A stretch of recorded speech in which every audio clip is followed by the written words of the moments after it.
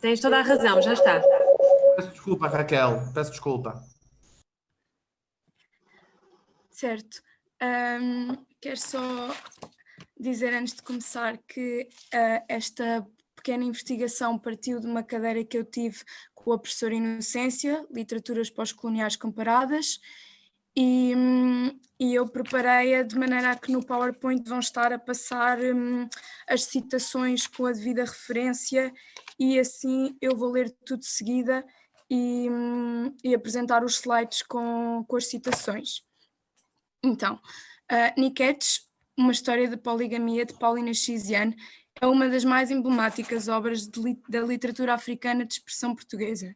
As sociedades patriarcais em que vivemos variam de mecanismos consoante o lugar do mundo em que nos encontramos, mas são semelhantes numa coisa: exercer violência de género. A maternidade tem sido imposta às mulheres como a experiência por excelência do feminino. O mundo tem privilegiado a organizar-se em Estados-nação através da propriedade privada e da família, mesmo que nem sempre tenha sido assim. As vivências de cada um de nós variam tanto quanto o país, cultura, género, classe e raça com que nascemos. Esta comunicação pretende dar conta das representações literárias da violência de género no livro Niquetes, uma história da poligamia, da escritora moçambicana Paulina Chiziane. Nesta obra, a contadora de histórias aborda uma série de questões que violentam a condição de quem nasce mulher na sociedade moçambicana. No fundo, uma violência que também está presente nas sociedades ocidentais e, portanto, nunca poderemos incorrer no erro de acreditar que os homens brancos estão a salvar as mulheres negras dos homens negros. As manifestações que encontramos na história sobre a existência de violência de género são a imposição social da maternidade, a interiorização da rivalidade feminina, a culpabilização da mulher pela sua condição, que no livro aparece quanto à situação de poligamia que as personagens vivem, mas também pode ser transportada para casos mais graves, como os de violação ou assédio, e, por fim, a perpetuação do sentimento de vergonha em cada mulher. Apesar desta realidade política e social, vemos também que as personagens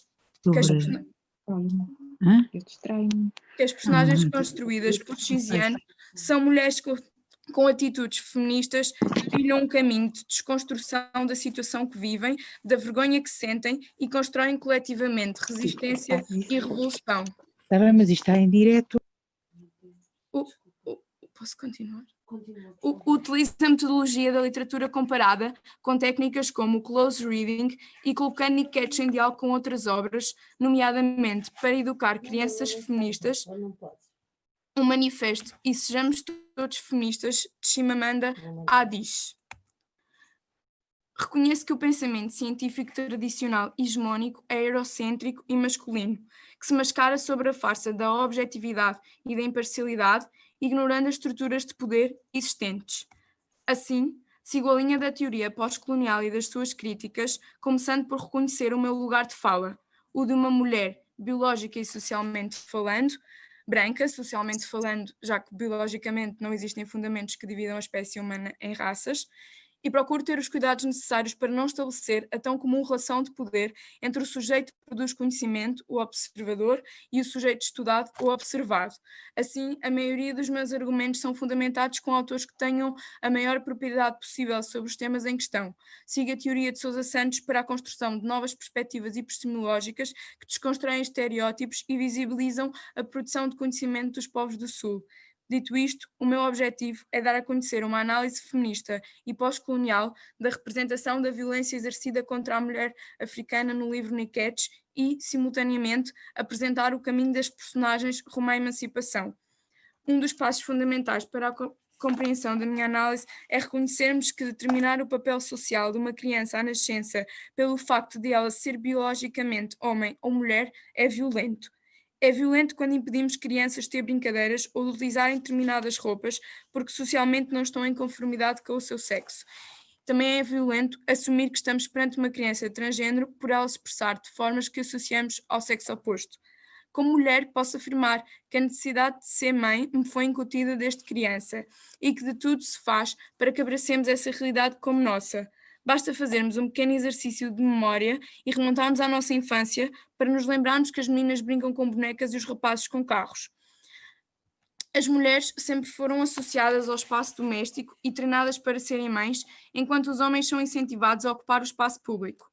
Como a Adish reconhece no seu livro Para Educar Crianças Feministas, os brinquedos para meninos geralmente são ativos, pedindo algum tipo de ação, trens, carrinhos, e os brinquedos para meninas geralmente são passivos, sendo a imensa maioria bonecas.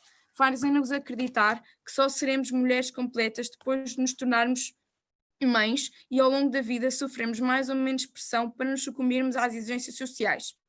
A tradição africana também valoriza a descendência e condena a esterilidade ou ter poucos filhos. Nikesh é protagonizado por Rami, a primeira mulher e esposa de Tony, de quem tem vários filhos.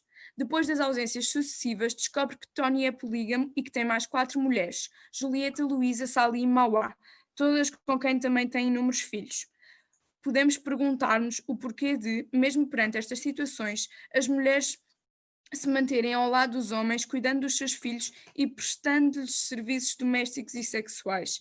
A valorização da monogamia não acontece desde sempre, mas sim a par com o estabelecimento da propriedade privada, com a perda do direito materno para o direito paterno, que exige que os filhos herdeiros sejam legítimos.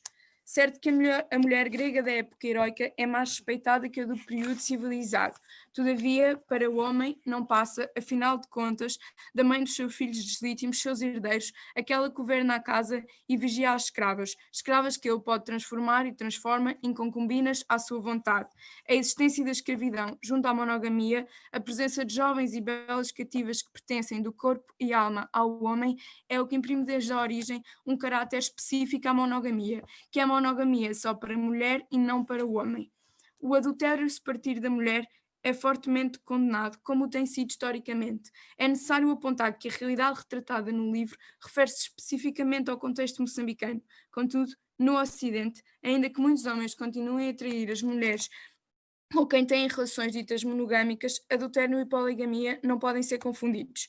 Poligamia é um sistema de construção de família, enquanto que adultério é crime de traição. Um polígamo pode cometer adultério. A poligamia pode ser legalizada, mas o adultério não. Como alertou Engels, a prática é incomum devido às condições económicas. Tradicionalmente, o marido polígamo sustenta as mulheres. Talvez seja a única coisa que Tony tenha sido capaz de cumprir, já que podemos supor que teria um bom salário enquanto comandante da polícia. Ainda assim, a sua vida de polígamo não assumido teve os dias contados quando o sofrimento de Rami transbordou para a procura das suas rivais, como as começou por entender. Primeiro foi até casa da Julieta. Olho bem para a minha rival, na imagem desta mulher, a morte do meu amor, a causa da minha dor. Depois, uma a uma, vai confrontando todas as mulheres de Tony, antes mesmo de falar com ele, uma atitude padronizada que muitas mulheres acabam por ter quando descobrem a existência de concubinas ou amantes. A rivalidade feminina é um problema social identificado e explicado por Adish em Sejamos Todos Feministas. Criamos nossas filhas para enxergar as outras mulheres como rivais, não em questões de emprego ou realizações, o que na minha opinião poderia até ser bom, mas como rivais da atenção masculina. Além de condenar cada uma das mulheres que lhe roubou o marido, Rami também se culpa a si própria. Culpa-se em frente ao espelho e é culpada pela sociedade.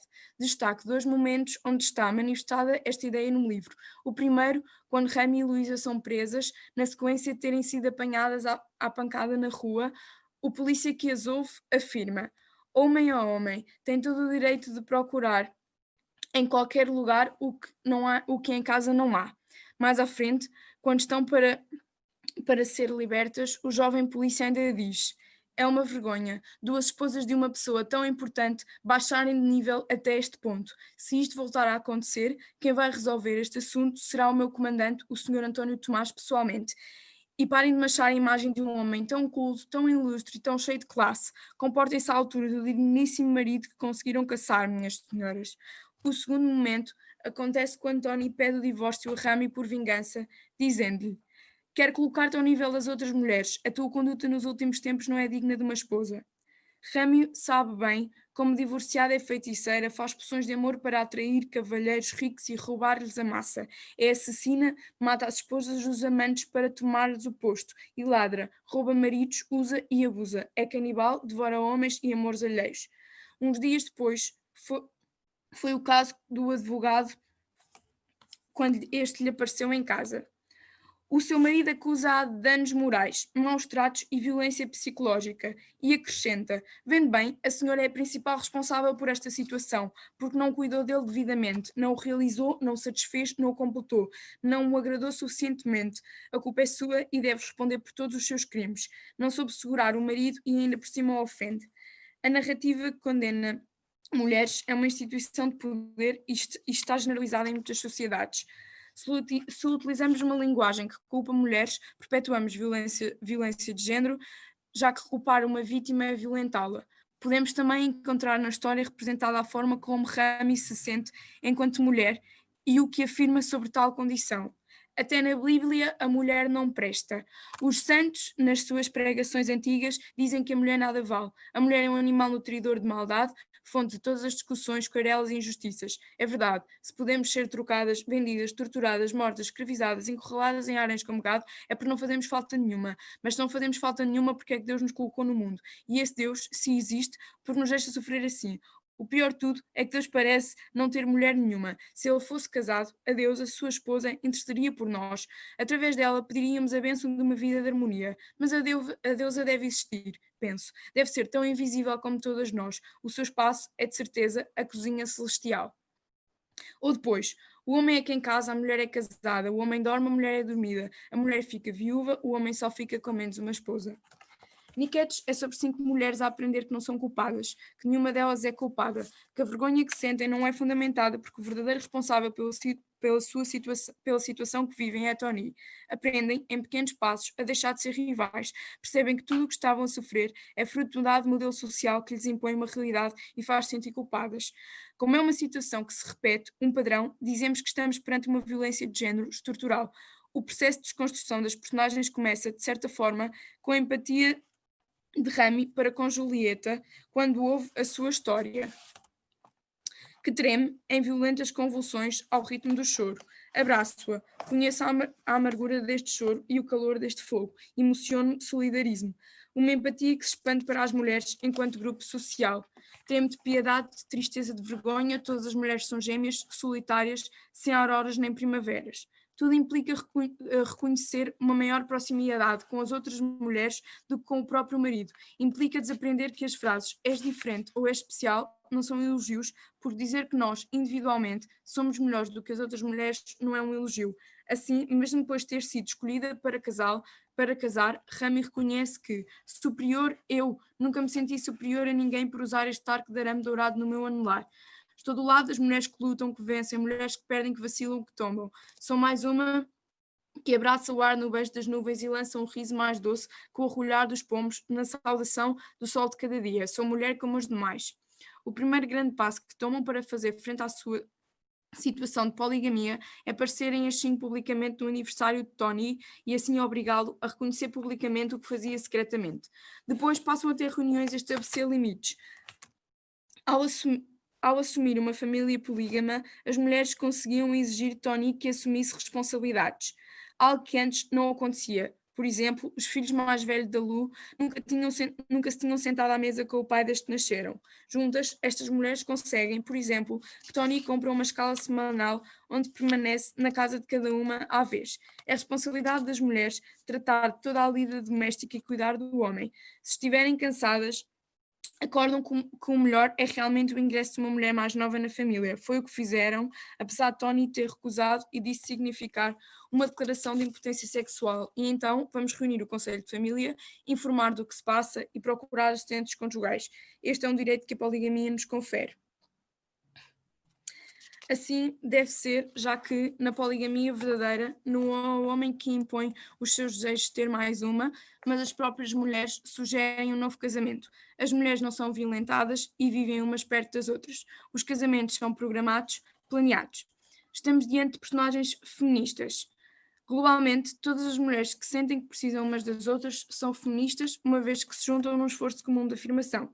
Como a própria Rami sugere, as mulheres deviam ser mais amigas, mais solidárias. Somos a maioria, a força está do nosso lado. Se juntarmos as mãos, podemos transformar o mundo. E agora passo à conclusão. Em Moçambique, existe um confronto entre as tradições enraizadas no tecido social e a lei. Durante a construção do Estado-nação moçambicano, no período pós-independência, os políticos tinham a oportunidade de regulamentar as práticas da poligamia e salvaguardar os direitos das mulheres. Contudo, na prática, os Estados africanos modernos foram construídos nas costas das feministas africanas, que lutaram ao lado dos homens para a libertação do continente. Xiziane rompeu com o partido Frelimo por causa das políticas que defendiam para as mulheres. Uma delas, a proibição da poligamia. Isto porque, embora seja uma prática qual a maioria das mulheres é contrária, ela continua a predominar na sociedade moçambicana. Assim, pode dizer-se que Frelimo é hipócrita, já que a maioria dos seus militantes homens a praticam na sua vida privada. No entanto, ter a prática regulamentada aumenta as possibilidades de acontecer o que aconteceu a Tony, porque é muito mais benéfico para o homem viver uma vida de polígamo secreta. A diferença das consequências da poligamia está também representada em enquetes. Perguntei às mulheres o que acham da poligamia. A poligamia é uma cruz. Em oposição, pergunto aos homens o que acham da poligamia. Poligamia é natureza, é destino, é a nossa cultura, dizem. Esta é só mais uma das situações que prova como os direitos das mulheres nunca estiveram salvaguardados, mesmo que falemos dos autoproclamados setores progressistas da esquerda, como os partidos marxistas-leninistas. Já no Partido Comunista Português aconteciam coisas parecidas, como denunciava José Mário Branco na sua música Aqui Dentro de Casa, a propósito de ter camaradas que eram sindicalistas na rua, mas fascistas em casa. Em Niquetes encontramos também a violência da guerra e a violência colonial representada de forma mais subtil. Nunca ninguém me explicou porque é que um homem troca uma mulher por outra. Nunca ninguém me disse a origem da poligamia. Porque é que a Igreja proibiu estas práticas tão vitais para a harmonia de um lar? Porque é que os políticos da geração da liberdade levantaram o punho e disseram abaixo os ritos de iniciação? É algum crime ter uma escola de amor? Diziam eles que essas escolas tinham hábitos retrógrados, e têm, dizem que são conservadoras e são, a Igreja também é, também o são as universidades e todas as escolas formais. Em lugar de destruir as escolas de amor, por que não reformá-las? O colonizado é cego, destrói o seu, assimila o alheio, sem enxergar o próprio umbigo. Mais tarde, conhecemos também a história de uma mulher do interior da Zambésia, tem 5 filhos já crescidos. O primeiro, um mulato esbelto, é dos portugueses que violaram durante a Guerra Colonial. O segundo, um preto, elegante e forte como um guerreiro, é fruto de outra violação dos guerrilheiros de libertação da mesma Guerra Colonial. O terceiro, outro mulato, mimoso como um gato, é dos comandos rhodesianos brancos que arrastaram esta terra para aniquilar as bases dos guerrilheiros do Zimbábue. O quarto é dos rebeldes que fizeram a guerra civil no interior do país. A primeira e a segunda vez foi violada, mas à terceira e à quarta entregou-se de livre vontade, porque se sentia especializada em violação sexual. O quinto é de um homem com quem se deitou por amor pela primeira vez. Essa mulher carregou a história de todas as guerras do país num só ventre. É subalternizado por se ser mulher, e se for mulher, pobre e negra, é subalternizado a triplicar. Não há valor nenhum atribuído à mulher como um interrespeitoso das listas de prioridades globais. Depois da ruptura com Frelimo, Xiziane veio a escrever obras tão boas quanto Niquetes, abordando temas nunca antes vistos na literatura moçambicana. Em suma, pode existir uma literatura comprometida socialmente, não deixa de ser um objeto estético de elevado mérito. Escrever esta obra é em si um ato de resistência. Contudo, construir personagens como Rami é ensinar a ser-se resistência. O processo de Rami é um combate constante ao seu sentimento de vergonha que advém da culpa, que por sua vez é o sentimento mais antirrevolucionário que existe. Quando os combatemos, conseguimos mover ações como as movidas por Rami, Luísa, Julieta, Sali e Mauá, conquistando direitos e lutando contra as manifestações violentas e patriarcais da sociedade. Isto é revolucionário. Espero que o objetivo de Xiziane seja cumprido e que a sua literatura encoraje o seu povo, as mulheres da sua terra, por muito difíceis que as condições sejam, a caminharem descalços e a vencer. Termino a minha apresentação.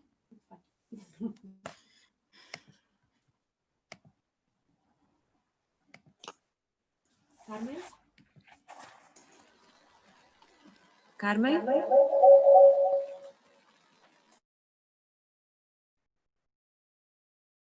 Ela não ligou o microfone. A Carmen... Ela está online. Tem o microfone desligado. Pronto. Eu tinha desligado para não sobrecarregar, desculpem. Então, eu disse que Depois, nos comentários, a gente vai elogiar, inclusive, as telas, né, da Raquel, que vieram ilustrando a apresentação dela e são muito bonitas. E eu passo, então, a palavra a Maria do Carmo Cardoso Mendes, que vai apresentar o trabalho Dentro de Nós, Florescem os Prados, Representações da Violência em Paulina Chiziane. A Maria do Carmo Mendes é professora e investigadora do Instituto de Letras e Ciências Humanas da Universidade do Minho. É especialista em literatura comparada e em literatura portuguesa moderna e contemporânea e tem muitos ensaios publicados sobre autores de língua portuguesa. As suas últimas publicações em livros são Idades da Escrita, estudos sobre a obra de Agostina Bessa Luiz, Humores e Humor na obra de Agostina Bessa Luiz, Ecocrítica, Literatura, Artes e Ambiente Ecológico e Africanidades Eletivas. Então, com a palavra, Maria do Carmo. 15 minutos. Muito obrigada. Boa tarde a todos. Espero estar a ser ouvida corretamente. Queria, em primeiro lugar, agradecer à organização a oportunidade de apresentar uma comunicação sobre uma escritora que muito aprecio. Queria também agradecer a todos os colegas com os quais muito tenho aprendido durante esta tarde. Infelizmente, de manhã estive numa reunião muito extensa, o que me impediu de participar. E queria cumprimentar em especial e agradecer também a inspiração que ao longo destes anos têm sido para mim os estudos das professoras Ana Paula Tavares e Inocência Mata. Quando eu comecei a trabalhar em literaturas africanas de língua portuguesa, em 2006, foram os seus trabalhos que, muito sinceramente, me estimularam e inspiraram para além de me terem feito aprender sobre literaturas que até essa altura eu não conhecia. A minha reflexão vai ficar circunscrita ao romance Balada de Amor ao Vento, de 1990, por uma questão muito pragmática. Inicialmente tinha considerado ainda o Alegre Canto da Perdiz, era muito pertinente pelas relações intertextuais que podem ser feitas entre estas duas obras, mas o texto ficaria demasiado extenso e pretendo cumprir o tempo que me foi concedido. Peço desculpa por uma reflexão introdutória sobre Nietzsche, da qual ouvimos falar há instantes, mas tenho que a fazer. Nietzsche é porventura o romance de Paulina Chiziane que mais aturadamente analisa a violência exercida sobre as mulheres africanas em contexto de desigualdade de géneros, permitindo ao homem a multiplicidade de relacionamentos sexuais e conjugais, socialmente ratificados, e subtraindo à mulher idêntica prerrogativa. A obra de Chiziane é, como a da também moçambicana Lília Monplé, uma reflexão sobre violências étnicas, regionais, raciais, culturais e políticas. Observamos neste romance a luta da mulher negra pela emancipação em contexto pós-colonial, a procura da realização e da independência profissional, a intensidade da vida emocional, a cumplicidade, mas também o conflito entre mulheres.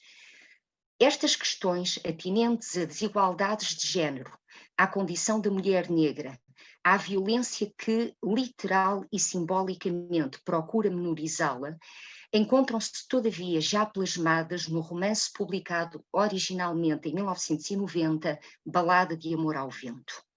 Pode mesmo dizer-se que a preocupação com a mulher africana é um leitmotiv da vida e da obra de Chiziane.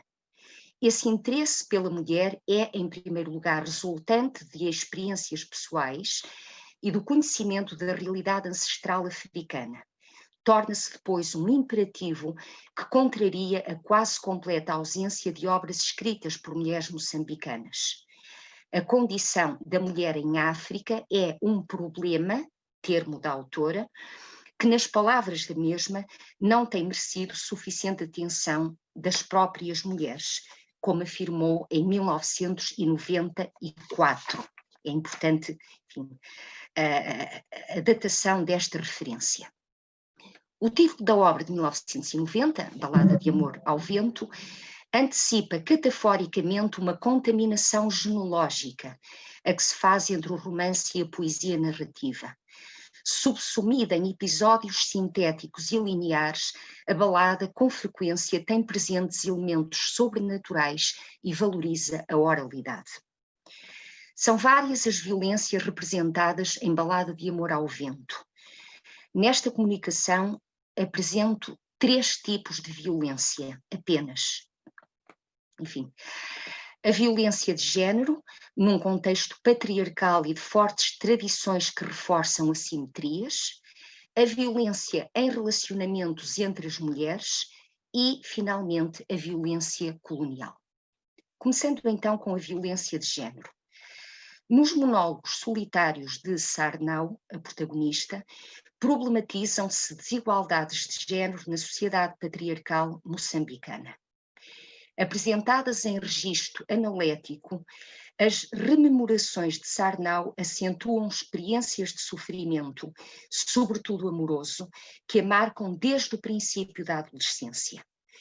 Os seus primeiros anos de vida localizam-se num cenário edénico, a localidade de Mambone, junto do rio Save, onde a natureza exerce um papel determinante na construção de uma identidade infantil que a passagem do tempo torna mais nostálgica e mais dolorosa.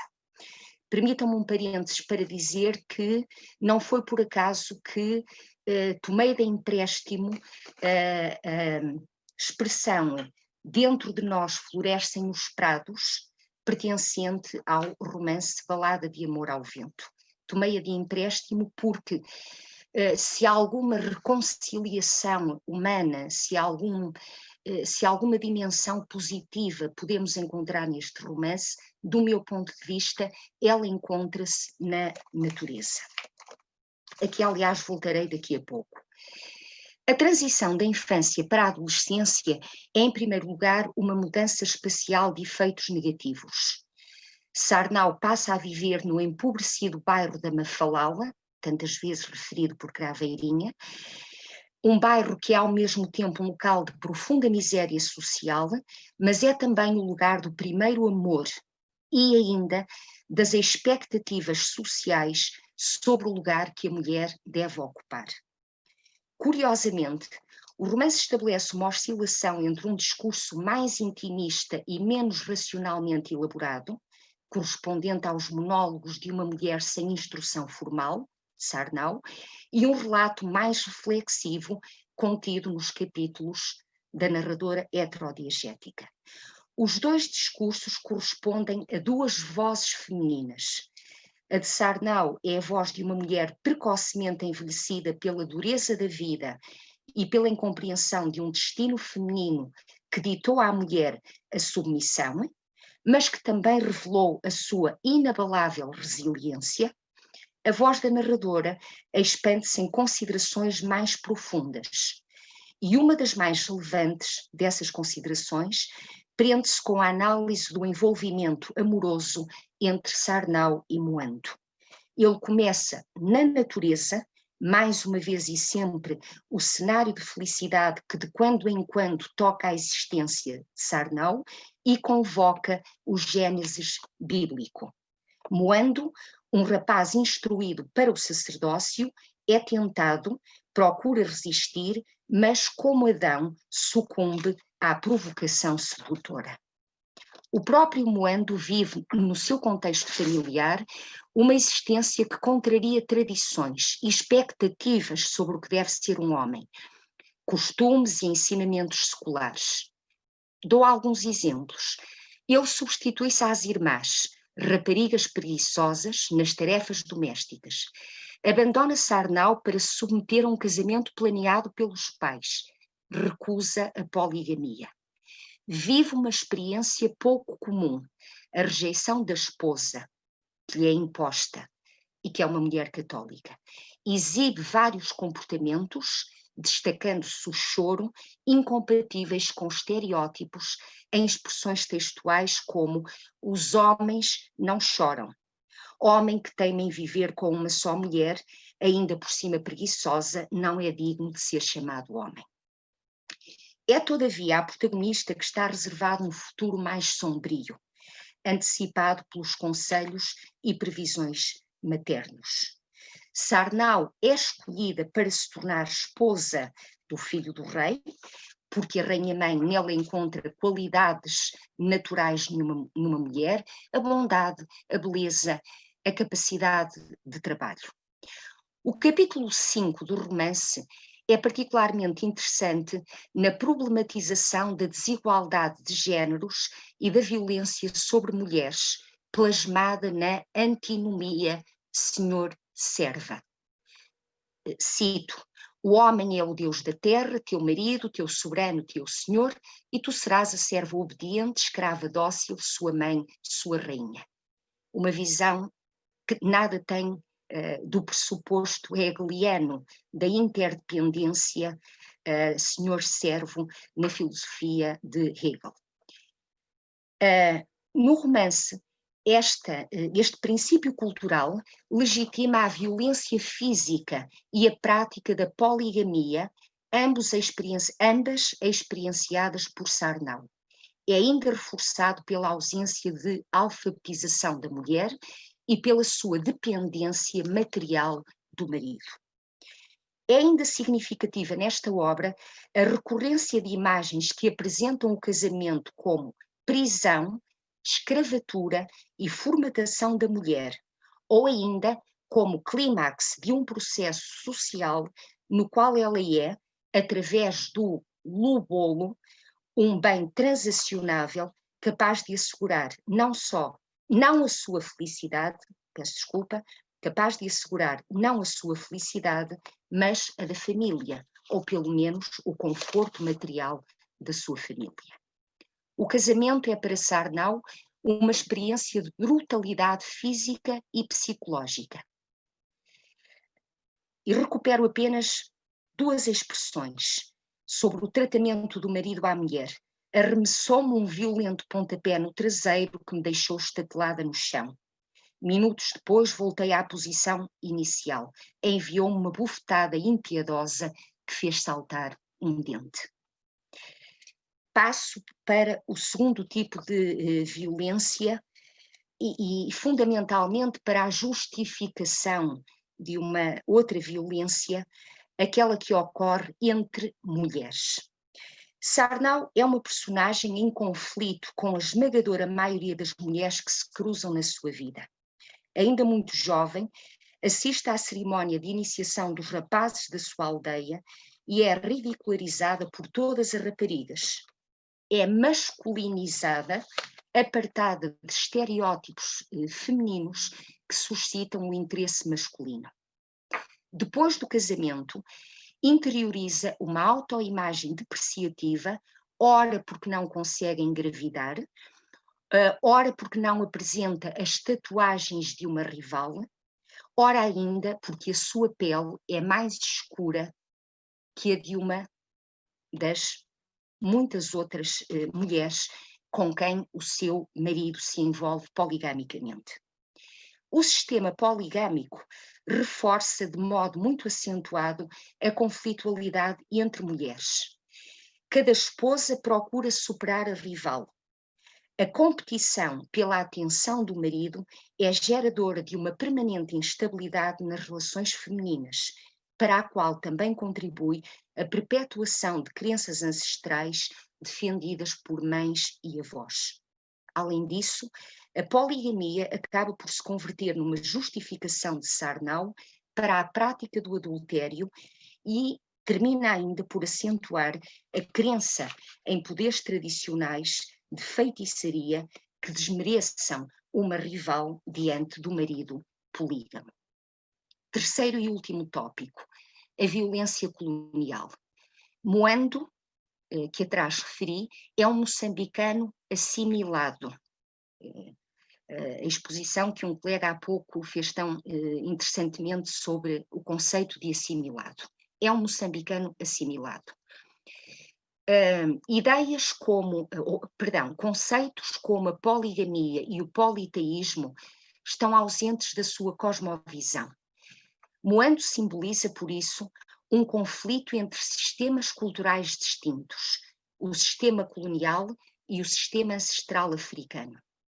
Se na adolescência a sua convicção cristã o levou a rejeitar o amor de Sarnau e a casar com uma mulher também cristã, na idade adulta toma consciência das práticas brutais da colonização quando é deportado para Angola, terra de degredo,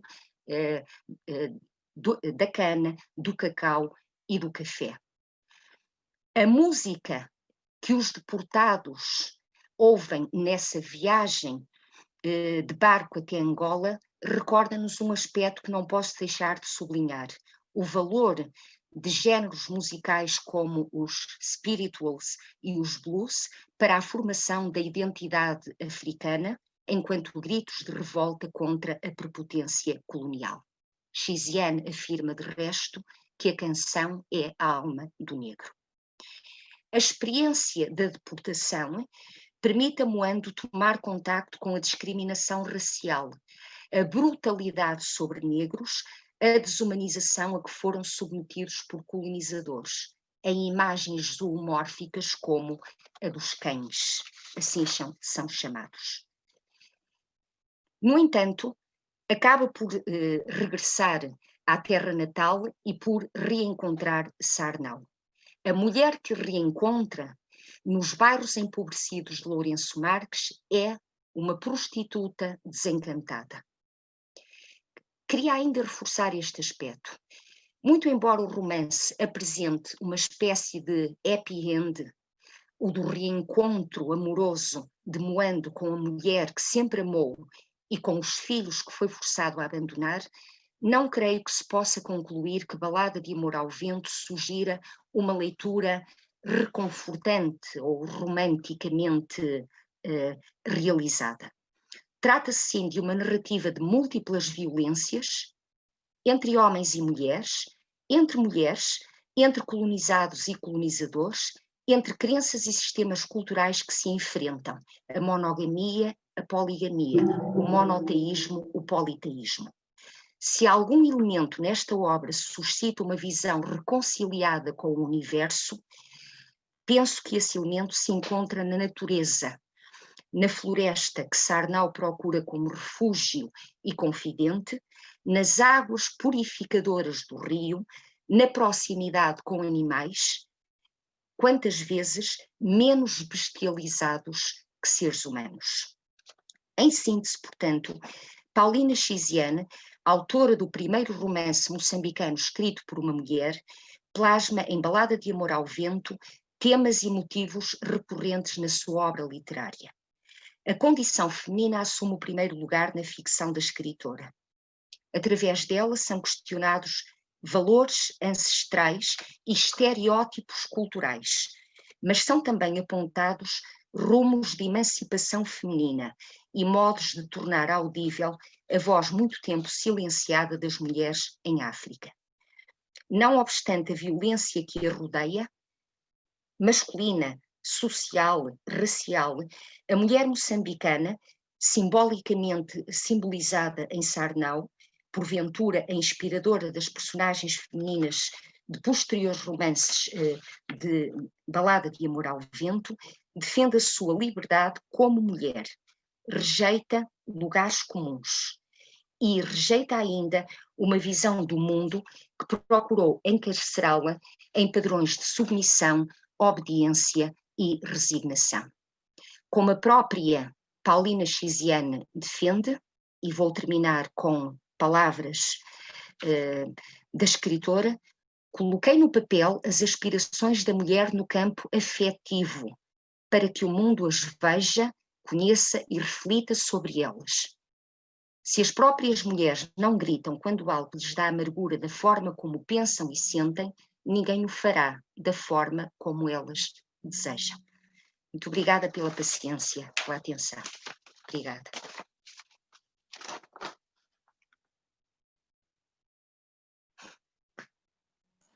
O microfone, Carmen, o microfone.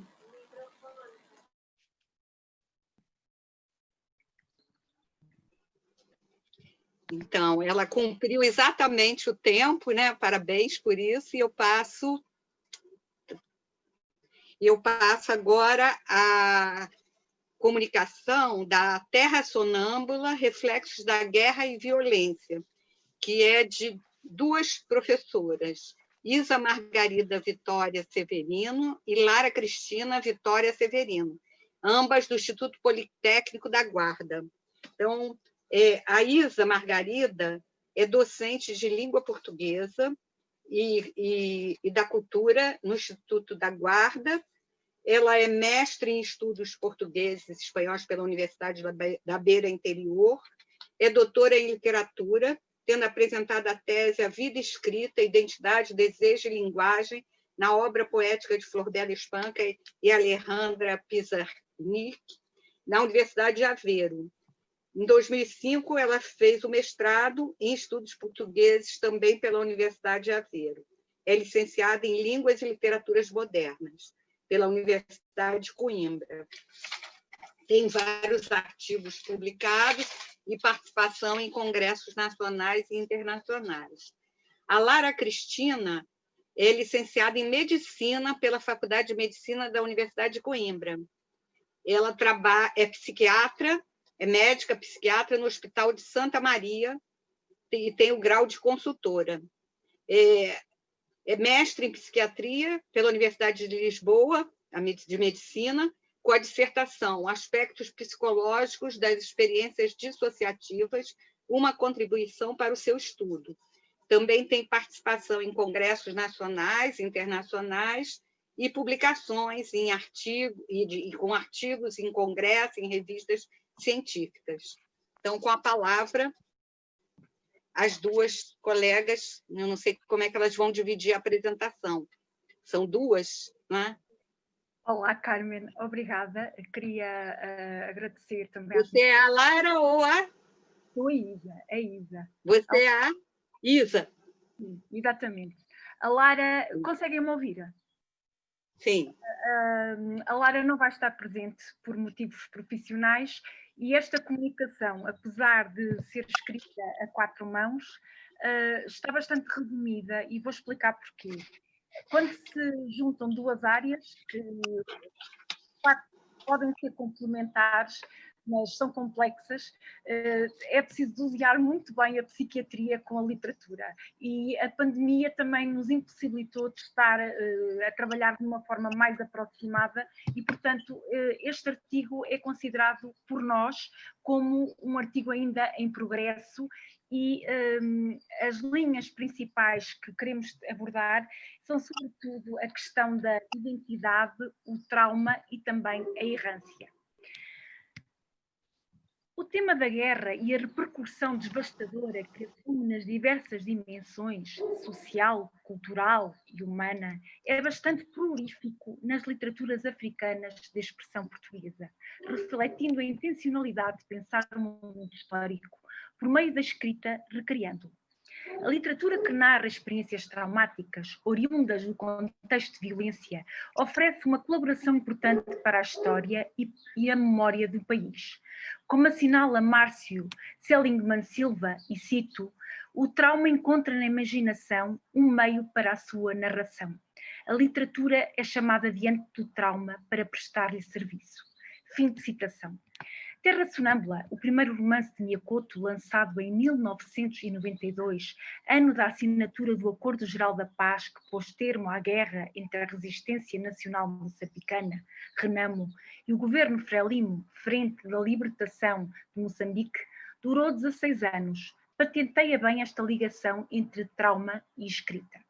Foi por este motivo que, da ampla produção cotiana, se propôs uma releitura de Terra Sonâmbula, o primeiro romance do autor, dada a premente presença dos efeitos causados pela guerra e o significativo número de personagens que insetam uma procura de reconstrução da sua identidade lacerada. Com efeito, a experiência trágica da guerra constitui o leitmotiv do romance, deixando a nu as rasgadas marcas que o tempo nunca pode cerzir. ainda que a memória não retenha os seus nítidos contornos. Assiste-se a um mapeamento não só das cicatrizes perpetradas pela guerra, pelo sofrimento da população e sequente abolição do seu legado cultural, pondo em evidência o conflito suscitado pela diversidade cultural e o confronto entre a tradição e a modernidade. No âmbito desta breve intervenção, pretende-se refletir sobre a escrita e memória e analisar a herança dos personagens no processo de construção da sua identidade. E eu assinalo mais uma vez, pretende-se, mas neste momento ainda não está efetivamente concretizado. Logo no início do romance é-nos apresentado um cenário agonizante. E cito: naquele lugar a terra tinha morto a estrada, a paisagem se mestiçara de tristezas nunca vistas, em cor se pregavam à boca. Eram cores sujas, tão sujas que tinham perdido toda a leveza, esquecidas da ousadia de levantar asas pelo azul. Aqui o céu se tornara impossível, e os viventes se acostumaram ao chão em resignada aprendizagem da morte. A estrada que agora aos nossos olhos não se entrecruza com outra nenhuma, está mais deitada que os séculos, suportando sozinha toda a distância. Pelas bermas apodrecem carros incendiados, restos de pilhagens. Um velho e um miúdo vão seguindo pela estrada. Andam mamulentos, como se caminhar fosse o seu único serviço desde que nasceram. Vão para lá de nenhuma parte, dando vindo por não ido, à espera do adiante. Fogem da guerra, dessa guerra que contaminara toda a sua terra. Vão na ilusão de mais além haver um refúgio tranquilo. Avançam descalços. Suas vestes têm a mesma cor do caminho. Cito citação. A descrição da paisagem constitui um prólogo para o quadro de horror e melancolia que atinge a paisagem e se alastra aos personagens. O velho Tuair e a criança Mundinga. A guerra tinha morto a estrada. Havia esboroado e enegrecido as cores da paisagem, assim como as vestes dos homens que adquirem a mesma cor dos caminhos, e havia amputado o seu destino, pois encontravam-se sem estrada, sem projeto e, consequentemente, sem rumo definido. Por isso se acostumaram à resignada aprendizagem da morte, apesar de manterem a ilusão de encontrar um refúgio tranquilo. É neste cenário desolador e agreste que é introduzido o par Tuair Mundinga, unidos pelo infortúnio da vida e também pela compaixão. Estas duas personagens, como refere Wilson Freud, são seres, e cito, diásporas no seu próprio país. Estão condenados nas suas deambulações físicas, pois a sua estrada está mais deitada que os séculos, suportando sozinha toda a distância. Todavia, é o caderno Kinzu que Mundinga encontra no Machimbum, o autocarro incendiado, que vai proporcionar deslocamentos identitários das personagens e uma curiosa inversão dos papéis comumente assumidos nas sociedades tradicionais. Repare-se que o papel do velho contador de histórias é aqui assumido pelo miúdo, que não só destrona o velho Tuair como o seduz e cativa com a leitura dos cadernos. Esta inversão, porém, não é constante, já que o velho revela a figura protetora assumida tradicionalmente pelos anciãos e é detentor de um conhecimento empírico e de um legado que se funda nas tradições. Neste contexto, é interessante salientar a importância e o impacto que os relatos de Kinzu assumem para a dupla velho-miúdo, pois, se por um lado são deleitantes para Tuair, permitindo-lhe evadir-se para uma realidade outra, para Mundinga, por seu turno, funcionam como uma espécie de compensação, ou seja, uma forma de colmatar as lembranças que não possui. A leitura dos cadernos permite-lhe assim recuperar a memória, apropriando-se das memórias e vivências de Kinzu, as quais viabilizam uma reconstrução através do outro. Segundo Teresinha Taborda Moreira, e cito, Kinzu alimenta a memória de Mundinga, em seu presente esvaziado pela guerra. E este processo tende a redimensionar a noção do espaço, como afirma o narrador. As histórias deles faziam o nosso lugarzinho crescer até ficar maior que o mundo. A memória é o motor da história, não como um processo que reconstitui com fidelidade o passado, mas antes o recupera e ficcionaliza, dando uma ressignificação quer para os leitores de cadernos, quer para o seu leitor que se redescobre através do processo de escrita. fazendo ecoar as palavras de Miyakoto, para quem o ato de recordar traz imerso em si a descoberta de novos caminhos. As duas histórias, do velho e do miúdo, e os relatos de Kinzu em Mise em Abisme, confluem relativamente ao contexto histórico.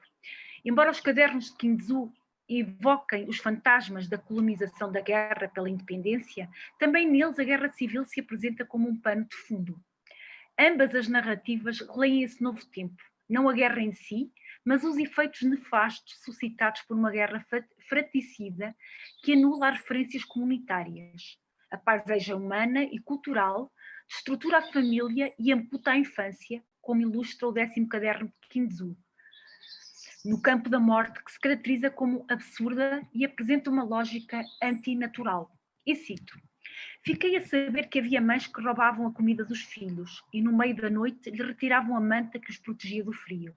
Os episódios dramáticos sucedem-se, como se percebe no 3º capítulo da primeira narrativa. Os cadernos de Kinzu parecem funcionar como baluarte da procura de novos caminhos que as personagens anunciam, quer através das deambulações físicas, como das errâncias ontológicas. Os seus relatos evocam mitos, apresentam uma dimensão peculiar de um tempo num vai e vem entre o passado, com repercussões no presente e na projeção do futuro. Em Terra Sonâmbula, como explica Vecchia da Rocha, Moçambique é área geográfica, espaço que suscita o desejo de fuga. É, sobretudo, a recriação de um espaço humano, existencial, que coloca em conflito personagens que se deslocam por causa da guerra e são obrigados a abandonar a terra que amam. No final do romance, torna-se evidente que não são os personagens que atravessam o espaço, mas é o espaço que as atravessa. Era o país que desfilava por ali, sonho ambulante. Vai ser o próprio espaço o responsável por criar pontos entre todas as ilhas, ou seja, entre todas as personagens. Por isso, não podemos deixar de assinalar o caráter iniciático destas viagens, indo ao encontro de Ana Mafalda Leite, que considera, e cito: enquanto narrativas de iniciação, as duas histórias são marcadas por diferentes provas, informadas nas diferentes histórias relatadas. Todas elas encerram um sentido alegórico e vinculam a aprendizagem do relacionamento do mundo, dos mais velhos com os mais novos, do passado com o presente, dos mortos com os vivos, do sonho com o real, do mar com a terra, da oralidade com a escrita. Fim de citação. É precisamente esta dialética entre escrita, memória e errância que se pretende aprofundar neste trabalho ainda em curso, de modo a refletir de forma mais exaustiva sobre o processo evolutivo das personagens, Mundinga, que ingressa no tempo e na escrita de Kinzu, ao mesmo tempo que também ele próprio é um eterno caminhante. Kinzu procura um lugar onde seja possível viver distante da guerra. No entanto, tal como lhe diz o Nhaganga, ele é um homem de viagem. Neste sentido, considera-se pertinente refletir de forma mais detalhada sobre o papel da errância, quer na reconstrução de espaços geográficos, como paisagens humanas, nas quais as personagens procuram resgatar-se da terra sonâmbula, adormecida, ao mesmo tempo que se libertam de espaços bambolentos, macerados pelo pó que lhes abafa a paisagem e inibe o sonho, quebrando os grilhões traumáticos através do testemunho que lhes permite a recriação da história. E como eu disse, há aqui pontos que é necessário depois aprofundar. E obrigada também pela atenção. Que é da Universidade Federal de Santa Catarina. O título da comunicação dela é Terra Sonâmbula e a Guerra Civil Moçambicana, a narração de um novo espaço imagético e poético. Gisele Kramer, doutoranda em literatura pelo programa de pós-graduação em literatura da Universidade Federal de Santa Catarina, é mestre em literatura com a dissertação Entre Esquecer e Lembrar, Violência, Memória e Restituição, e Miyakoto, também pela Universidade Federal de Santa Catarina. Com a palavra, Gisele. Obrigada, uma boa tarde a todos. Agradeço a oportunidade de estar aqui apresentando alguns fragmentos da minha pesquisa. Vou fazer a leitura do meu texto para se tornar mais linear e para ficar mais fácil de apresentar. Só um minutinho. Então, meu trabalho é intitulado Terra Sonâmbula e a Guerra Civil Moçambicana, a narração de um novo espaço imaginário e poético. Ao lançar o romance Terra Sonâmbula, rente ao término da Guerra Civil Moçambicana, em 1992, Guia Couto consolida uma nova fase da literatura do país que, ao contrário do engajamento político e nacionalista dos primeiros anos da independência, agora se volta a pensar os sujeitos e as comunidades e seus anseios, sem desconsiderar, obviamente, as várias camadas de violência registradas na memória ao longo do tempo. A Guerra Civil está entre as mais significativas lembranças pela visibilidade das marcas deixadas nos corpos e na terra, vestígios que se aliam a traumas de outrora, como o colonialismo, gerando um contexto de dor e pessimismo. O objetivo aqui é analisar, na construção desse romance, aspectos da formulação de um novo espaço imaginário, possibilitando uma narrativa utópica no sentido de pensar uma reconstrução a partir de fragmentos, de resquícios da destruição. Para isso, é buscada referência teórica no pensador martinicano Édouard Glissant, com conceitos importantes na fabulação de um imaginário de mundo a partir das relações, de rastros presentes nos traumas e nas memórias, que permitirão o aparecimento de novas linguagens e novas narrativas, especialmente em um contexto de imprevisibilidade. Glissant destaca ainda que essa literatura que emerge a partir dos povos que passaram pelo horror da guerra e pelos apagamentos causados pelo colonialismo tem a potência de criar um novo épico, não mais centrado na figura de um herói ou de um território, muito menos cantando vitórias, mas no sentido de fazer com que sujeitos há muito tempo fragilizados e violados possam narrar o surgimento de comunidades diversas, baseadas nas relações. Muitas vezes essas vozes surgem de pessoas há muito tempo invisibilizadas, especialmente em períodos de guerra, como mulheres, crianças e idosos. É a partir disso que analiso não apenas a obra, mas também o imaginário que se constrói ao se costurar pela narrativa diferentes histórias e memórias, como também um novo espaço onírico. A segunda parte do meu texto, que é o desenvolvimento mesmo da minha análise, eu intitulo como Fabulando Rios, Desenhando Histórias. Começo minha reflexão com essa passagem de Terra Sonâmbula, sobre o encontro dos personagens Muidinga e Tuair, com Nhamataka, o fazedor de rios. Logo após a perturbadora morte de Siqueleto. Esse momento tem dois significados. Para Tuair, é o encontro com o velho amigo, e para Muidinga é conhecer uma nova história, como bem nos mostra a narrativa. Abre aspas. Estava tão seguro que começara por escavar no chão a própria casa. Ruíram as paredes, desabou-se o teto. Os seus se retiraram em dúvida da sua sanidade. Idos os próximos, irados os distantes. O sujeito desafiava os deuses que aprontaram o mundo para os viventes dele só se servirem, sem ousarem mudar a sua obra. Mas Nhamataka não desistiu, covando no dia à noite. Foi seguindo, serpenteando entre vales e colinas, suas mãos deitando e renovando 1000 vezes as sangradas e calejadas peles. E agora, sentado na ribanceira, guarda com vaidade a sua construção, aponta ao fundo. Vejam, já esponta um fiozinho de água. Tal aguinha nem se via, havia, quando muito, um suor na areia do fundo. Mas os visitantes não contrariam. E nome que ele vai ter? Nome que dera ao rio, Mãe Água, porque o rio tinha a vocação para se tornar doce, arrastada a criatura. Nunca subiria em fúrias, nunca se deixaria apagar no chão. Suas águas serviriam de fronteira para a guerra. Homem ou barco carregando arma iriam ao fundo, sem regresso. A morte ficaria confinada ao outro lado. O rio limparia a terra, cariciando suas feridas. Fecha aspas. Parto desse lugar que a cova representa, no momento em que justamente se empilham corpos sem a chance de despedidas, sem nenhum rito, em que a perda se dá sem chance de choros, sem ganhar demais significados e símbolos, abrindo mão justamente para quem se foi, de poder juntar-se aos seus e se reconstituir, seja como memória, seja como elevação a uma ancestralidade.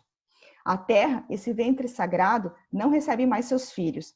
O percurso da vida e da morte está rompido por uma tragédia maior. É o que, afinal, a guerra faz, estilhaçar gentes e lugares, sem chance de resistência. Mas há como se contrapor à destruição total, é o que tenta dizer Nhamataka, um homem solitário, considerado louco, que revira o chão para fazer brotar a vida mais uma vez. Mexe a terra doída, revolve-a para fazê-la gestar outra vez os seus filhos.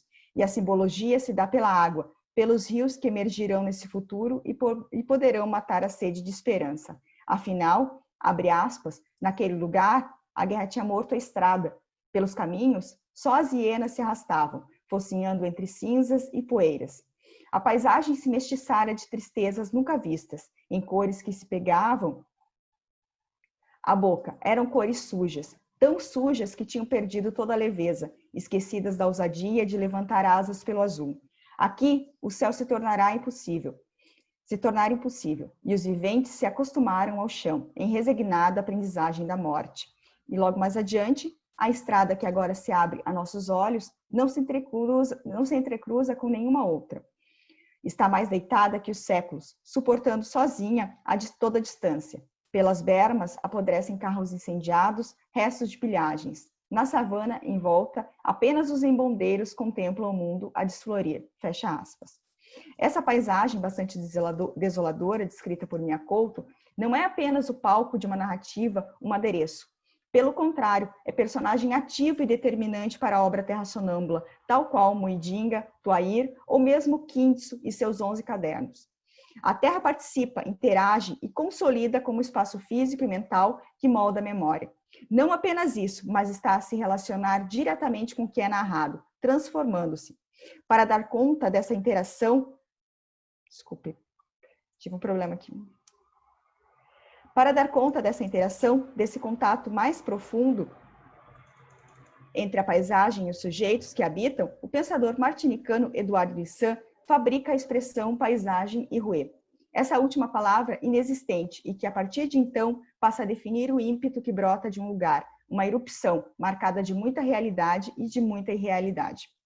Não estamos a falar de fantasias, de alucinações, meros esboços do não concreto, mas sim de uma necessidade de significado que chegue ao ponto de esgarçar as fronteiras da realidade, fato tão comum na literatura. Falamos de uma paisagem que não se contenta em ser cenário, que emerge para fazer parte de uma história, para ter uma voz, que em alguns casos pode ecoar, mas que em outros pode significar, mostrar sua força pelos símbolos, como no movimento transgressor de se reconstituir, que se contrapõe à morte e à destruição, como vimos em Terra Sonâmbula.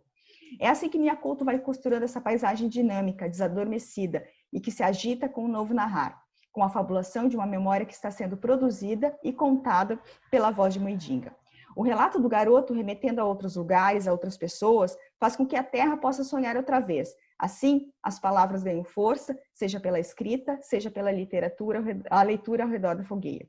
A Terra vive outra vez com o narrar, é o mesmo com a sua gente. Explica Glissant que há 3 momentos de produção literária para os povos que sofreram perdas ou intensos traumas. A primeira como ato de sobrevivência, o segundo como logro e o terceiro como esforço de memória.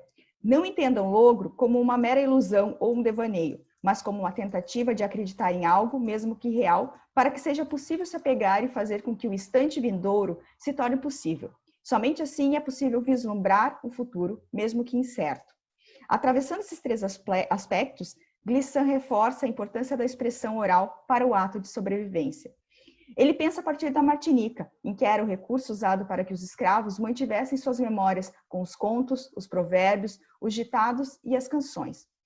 Faço aqui esse deslocamento geográfico para compartilharmos a mesma epistemologia narrativa, em que a oralidade mais uma vez vai tornar possível a sobrevivência.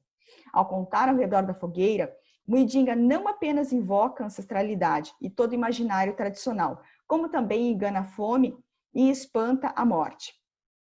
Há, no caso de Terra Sonâmbula, o atravessamento desses 3 pontos destacados por Glissant, que perpassam o ato de sobreviver, mas também de se iludir, por assim dizer, como também de formar uma memória, mesmo que incipiente, especialmente para o garoto que nada recorda sobre sua vida anterior.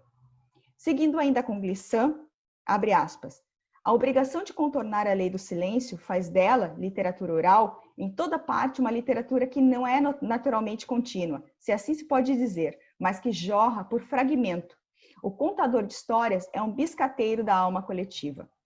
Fecha aspas. A oralidade emerge, então, como uma força potente e criadora. Ainda em Glissant, encontramos uma dura crítica à pretensa universalidade da literatura e da escrita. O autor destaca que, mesmo a explorar a subjetividade humana, sem se apegar a uma geografia, mesmo assim essa poética está a representar uma visão de mundo muito bem demarcada, inclusive esteticamente. Então, Glissant defende justamente o contrário, que surja essa voz de um escritor, narrador, de um lugar muito bem marcado e que se conecte com o mundo, destacando suas diferenças, mas também se ligando a outros sujeitos, pela relação, pela poética da relação. Abre aspas. Praticar uma poética da totalidade mundo é unir de maneira remissível o lugar de onde uma poética ou uma literatura é emitida à totalidade mundo, e inversamente. Ou seja, a literatura não é produzida em suspensão. Não se trata de algo em suspensão no ar. Ela provém de um lugar, mas há um lugar incontornável de emissão da obra literária.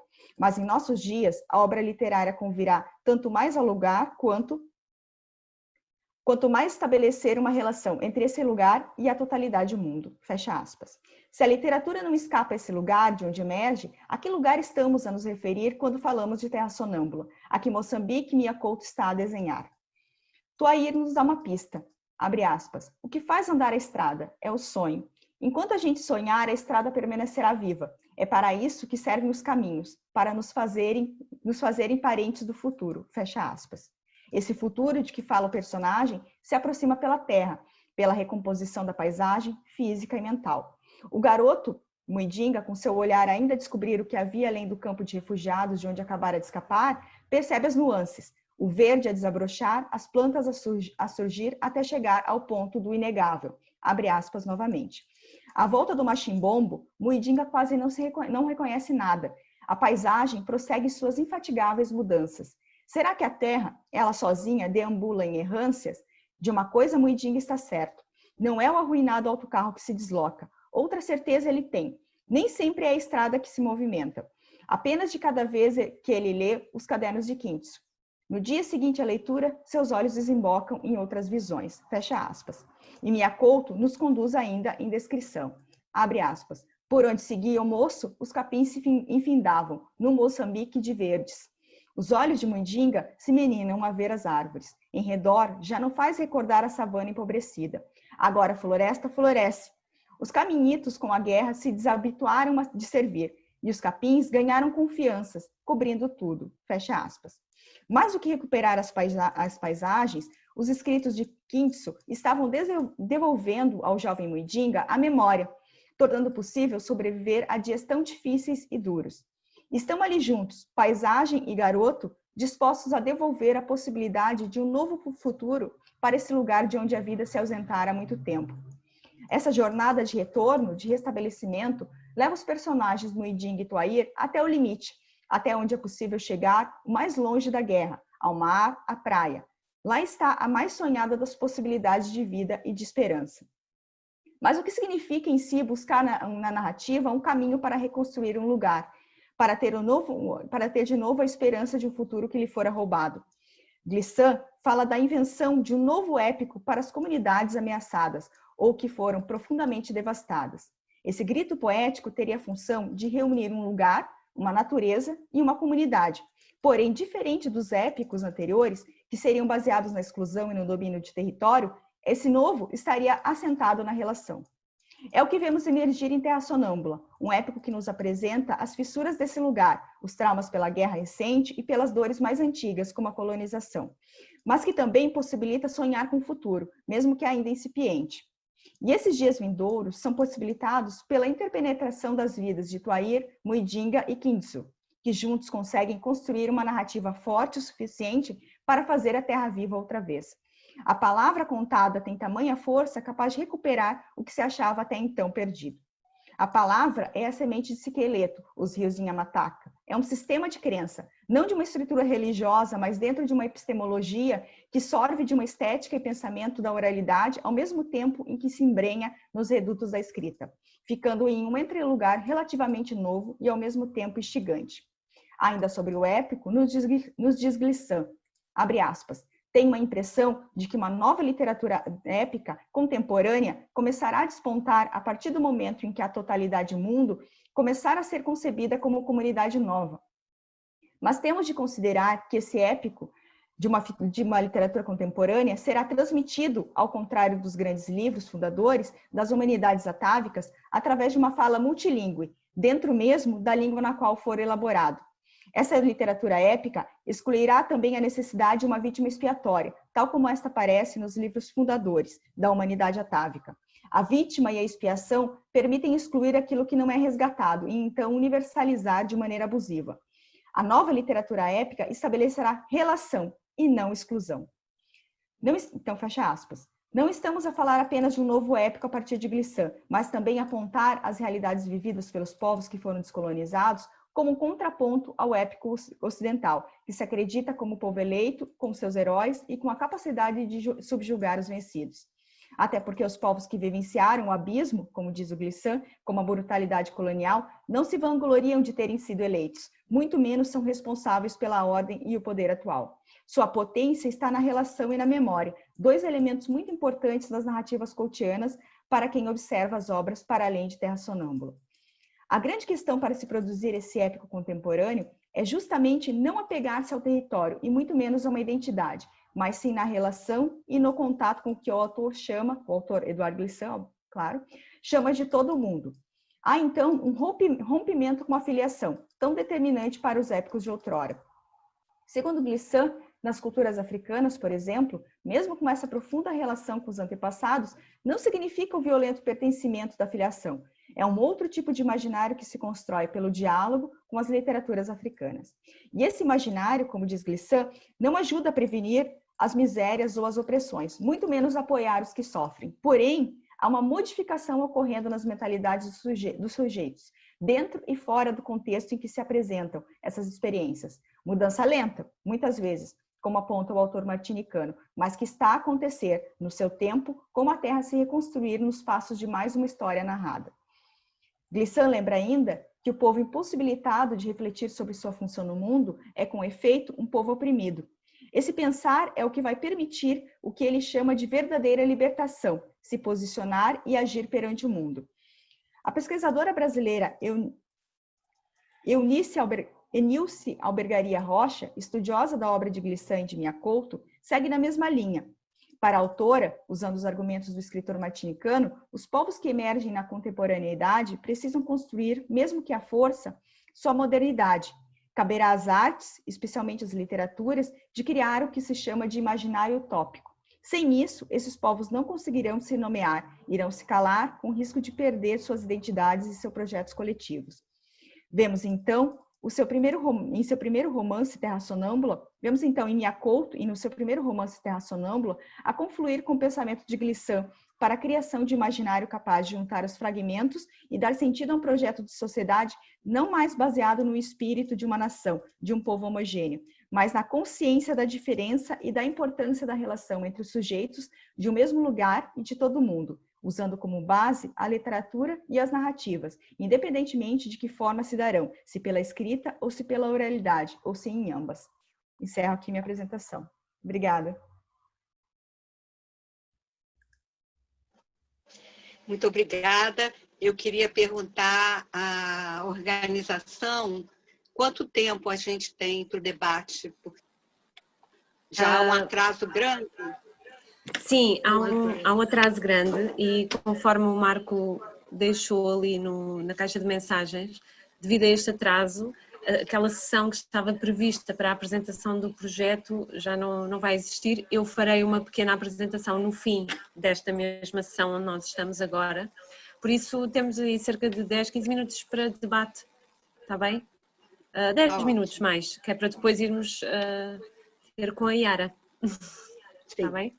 Ok. Está certo. Obrigada. Então, alguém quer começar o debate?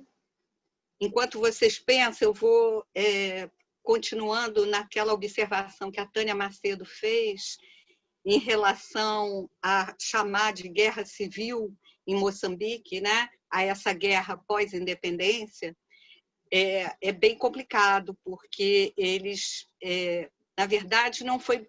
Eram a Frelimo contra a Renamo, eram irmãos, mas está saindo toda... Estão ouvindo? Que o meu microfone está soltando. Então, a Renamo e a Frelimo eram moçambicanos, mas, na verdade, essa briga entre irmãos, fratricida, foi fomentada, né, pela antiga Rodésia, há toda uma política internacional. Então, eles contestam esse termo civil, né, guerra civil, tanto que eles chamam, na falta de um nome para essa guerra, a guerra dos 16 anos. Então, queria também endossar o que a Tânia falou, né, e recomendar o livro do Zé Luiz Cabasso, onde ele também coloca essa questão. Tá? E nessas duas comunicações sobre o Miyakoto foram ótimas, né? Mas há essa palavra, né, da guerra civil, que eu acho que eles devem repensar, né, esse termo. Queria também que a Gisele, que acabou de apresentar, explicasse melhor como é que esse novo épico se relaciona, né? Porque é muito bonito a gente ver a literatura com essa função, né, de acordar a palavra, acordar as consciências, mas quando a gente confere, né, o que a literatura propõe e há um retrocesso no social, por exemplo, os ataques que estão acontecendo no norte de Moçambique, os jihadistas, uma violência terrível, como é que fica esse novo épico diante desse imperialismo, esse novo imperialismo que a gente está vivendo, diante dessa luta, né, de classes, essa luta que é um radicalismo que eles colocam como uma coisa religiosa, não é? Mas não é só. Na verdade, depois que apareceu o gás em Cabo Delgado, começa toda uma guerra, né? E como é que fica essa relação? Então, essa é uma questão. Se alguém já tem alguma questão aí, eu deixo as minhas para depois. Eu só fiz essa para animar o debate. Bom, a questão do Glissant vai justamente para a formação de um imaginário, como se fosse um contraponto aos apagamentos. Então, a ideia justamente não vai fazer com que os problemas deixem de existir, mas é justamente fazer com que quem foi fragilizado possa realmente encontrar nessa narrativa algum ponto de fortalecimento. Então, assim, a partir realmente de ressignificação dessa memória, ressignificação dessas fissuras e desses traumas. Então, vai muito mais numa linha de realmente de fortalecer e de criar algo novo com o que foi destruído, mas também, de certo modo, vem como para se contrapor à realidade. Então, ela está em diálogo e está em contraposição ao mesmo tempo com a realidade que a gente vem construindo. Digamos que seria muito mais avassalador se a gente não contasse com esses pequenos pontos, com esses pequenos imaginários que estão sendo construídos ainda. Não vejo ainda como os grandes épicos, mas é um épico que ainda está se formando, que ainda está se constituindo. E não é também um épico solitário, eu trabalho com Miyakoto, mas não é um épico solitário só de um autor. Esse épico ele é construído a muitas mãos, é uma voz perante todas as outras vozes. Vai mesmo nesse sentido. Não sei se respondi. Uhum. Então, mais alguém quer fazer alguma observação? Está todo mundo cansado. Os trabalhos foram ótimos, né? E eu queria levantar questões, mas só para animar o debate. Por exemplo, na apresentação da Raquel, né, eu também anotei aqui, ela usa muito o termo feminista. E aí eu queria saber se ela faz uma diferença entre uma posição feminista, né, dessas mulheres que ela estuda, ou se seria uma busca do feminino, uma dicção do feminino. E também, claro, ela pega a obra da Paulina, né, que estuda o sul de Moçambique, que teve uma colonização patriarcal, né? Então, a gente percebe tudo isso, mas em Niket, as 5 personagens, há personagens também do norte, não é? E que o norte, antes da colonização árabe e da colonização portuguesa, era matrilinear. Então, eu queria também que ela se posicionasse em relação a isso. Não sei se vai haver tempo para o debate, né? Só em 10 minutos. Mas quero parabenizar, né? Em relação a Maria do Carmo, que falou da poligamia, né? Dessa rivalidade entre as mulheres, e falou da violência colonial, né? E da violência de gênero mesmo, né? Que as mulheres enfrentam. Também essa questão do patriarcal, que era mais no sul, embora com a colonização toda, eu acho que até o norte também acaba sendo vítima, né, dessa política patriarcal. Então, eu queria que ela se posicionasse. Ela falou do lobolo, também poderia explicar mais isso, né, como é que essa mulher é comprada, né, quando vai casar, a família oferece ou um boi ou sacos de milho para ter a mulher, né? Então, é essa mulher objeto que há todo um ritual também da tradição nessa troca de compra, né? Então, eu queria que ela se posicionasse sobre isso. E vou fazer mais uma observação agora para Isis, né? Que trabalhou a questão das diásporas dentro do próprio país, né? Falando do trauma, da guerra, da memória e dessas cicatrizes, que nem todas foram serzidas. Ela usou essa expressão dizendo, né, que é um trabalho interdisciplinar, né?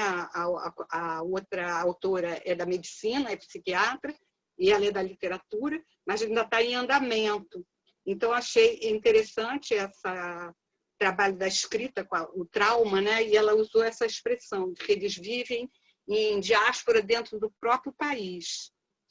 E realmente, em Moçambique, né, há estudos que mostram que eles vivem um exílio interno, né? Há um colega meu da área, que é o Nazir Khan, que usa o termo exílio, que é um termo do cubano, do Cláudio Guilhem, que fala do exílio como esse exílio dentro do próprio país. Então, achei bastante interessante. São questões assim que eu levantei só para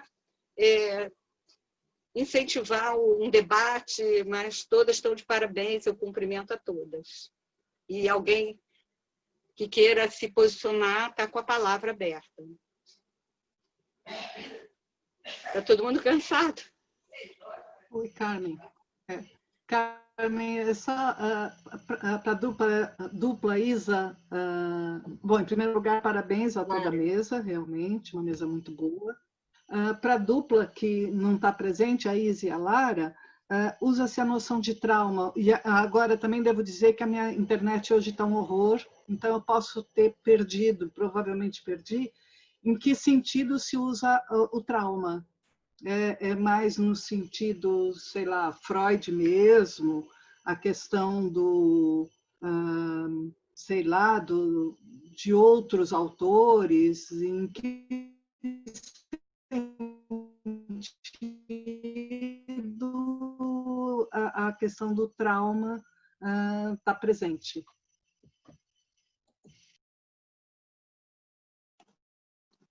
Tânia, ela citou o Márcio Seligman, deve ter sido na hora em que caiu.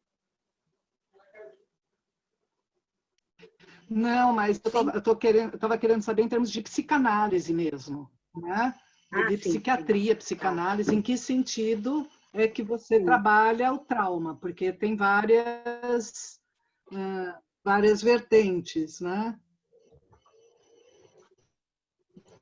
Sim. Isa, o microfone.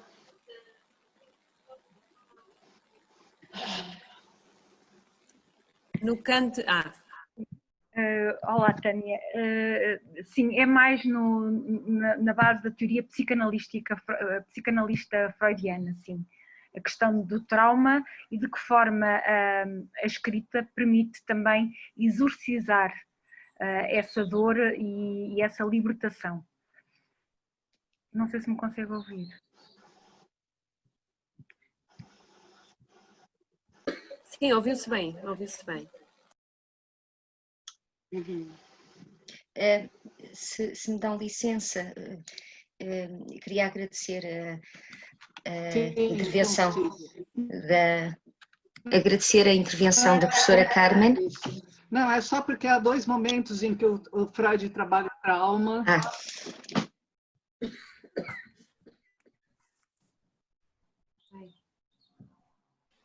Não consigo Fala, ouvir. Tânia.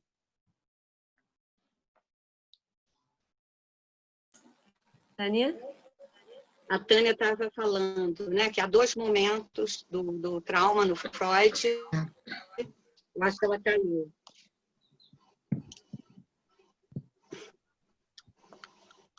Mas eu não percebi. Isso é uma questão... Não, é só uma... Não, mas é uma observação. É quase impossível de eu falar. Tá? Ok, Tânia, ok. Então, a outra sim.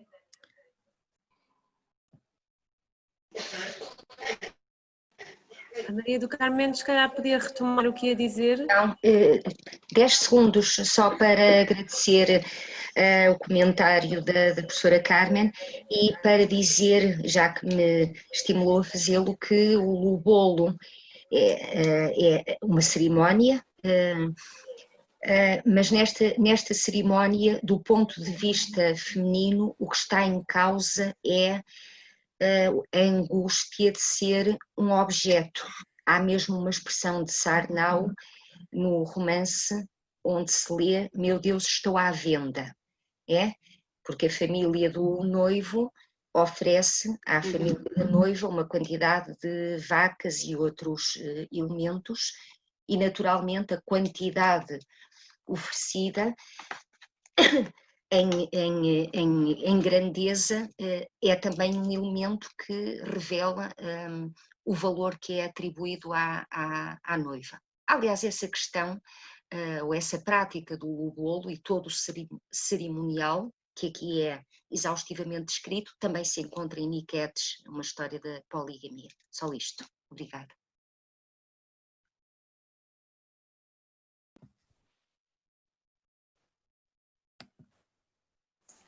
Alguém vai falar? Posso responder às questões. Então, quanto à primeira, se eu analiso mais como uma busca do feminino ou feminista, eu entendo que aquilo que eu vejo de feminista na história é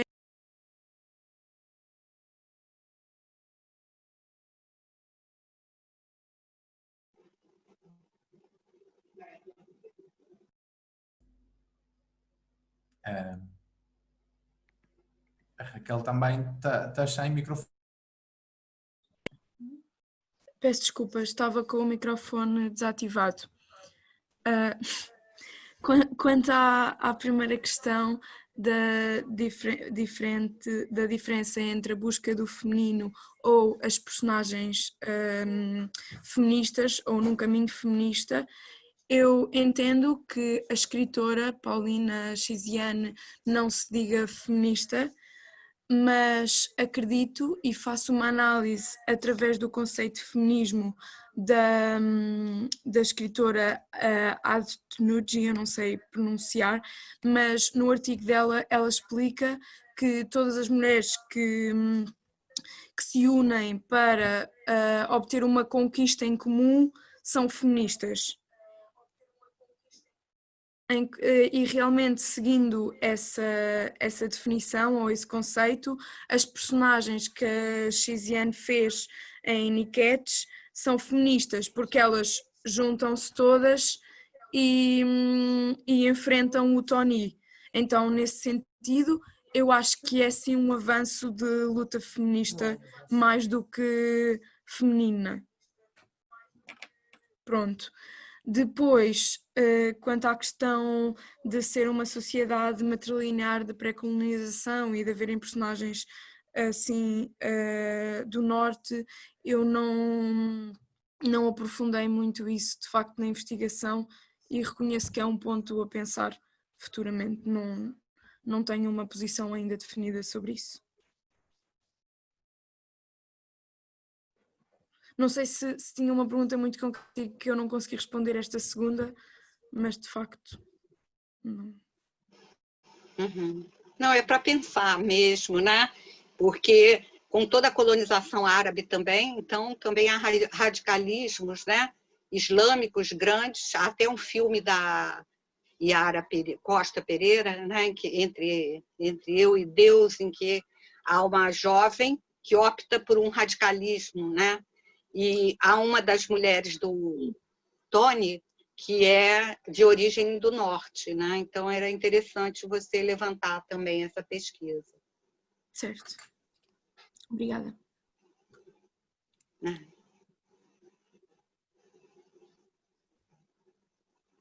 Mais alguém? Já são... Podemos passar a palavra para a Rosa, então? Mais alguém quer se pronunciar?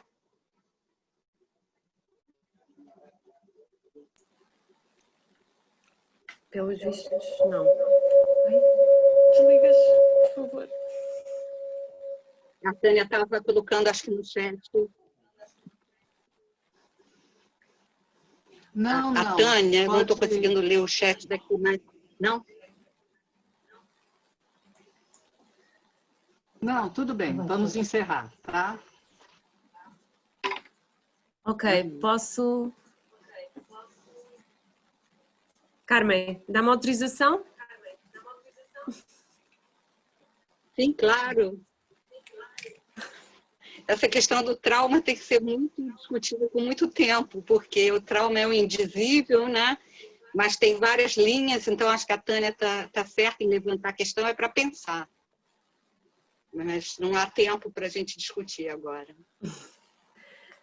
Ok. Então... Obrigada a todos pelo convite.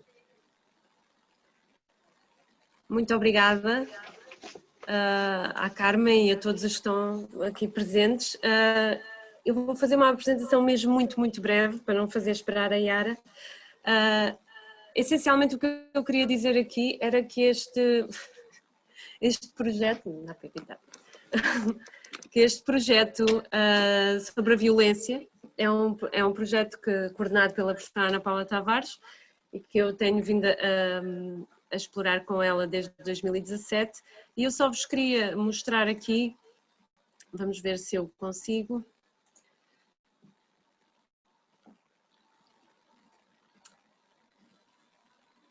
Vocês estão a ver a minha tela? Sim? Pronto, isto é um blog onde eu tentei juntar um bocadinho o trabalho que temos estado a fazer.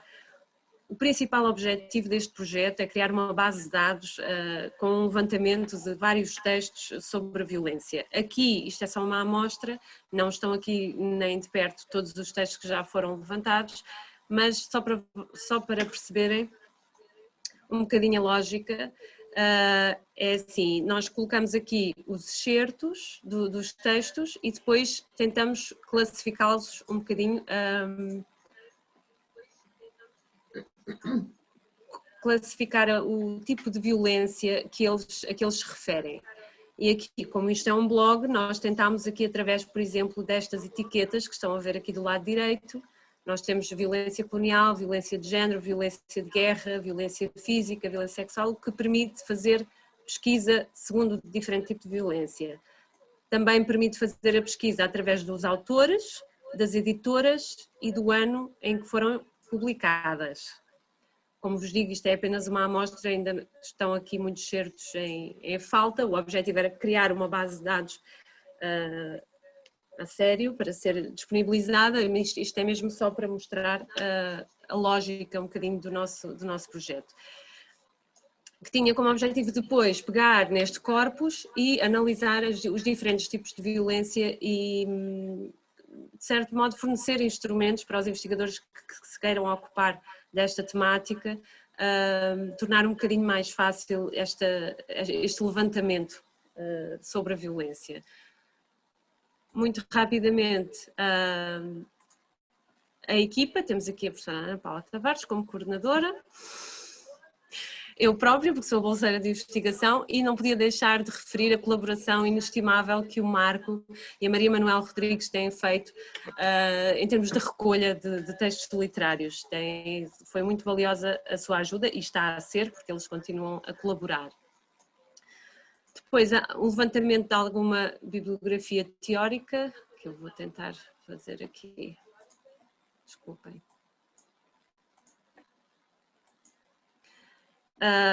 Sempre em construção, sempre com muita coisa em falta. Depois vocês podem consultar este site com calma para ver. E, inclusive, isto serve também para apelar à vossa participação e contribuírem com algumas coisas. E depois, finalmente, aqui só uma amostra de algum trabalho que temos estado a desenvolver, do qual esta jornada é uma das coisas. Nós começámos em 2017 com o desenvolvimento da base, fizemos um workshop que tive bastante participação, alguns artigos, conferências, está aqui o colóquio das mulheres africanas em trânsito, mais alguns artigos e participações, aqui a jornada, o nosso observatório para descolonizar a academia, que tem tido bastante participação, e outros trabalhos em desenvolvimento. Portanto, basicamente era isto. Eu queria vos apresentar o projeto, aquilo que está a ser feito e apelar um bocadinho à vossa participação, se quiserem, com sugestões, com mais bibliografia, com recolha de textos, como quiserem. E é isto, não vos vou ocupar mais tempo.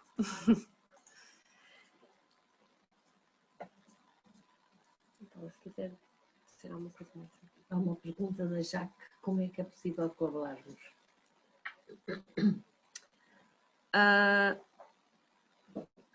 Jaque, basta enviar um e-mail para aquele e-mail que usamos, é o clepul.gi2.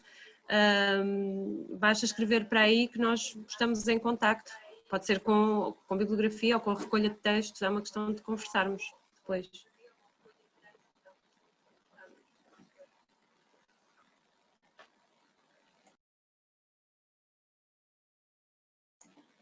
Ok, então se não há mais nada, convido-vos todos a juntarem-se para a sessão com a Yara, que já está à nossa espera, e até já. Está aqui o link colado.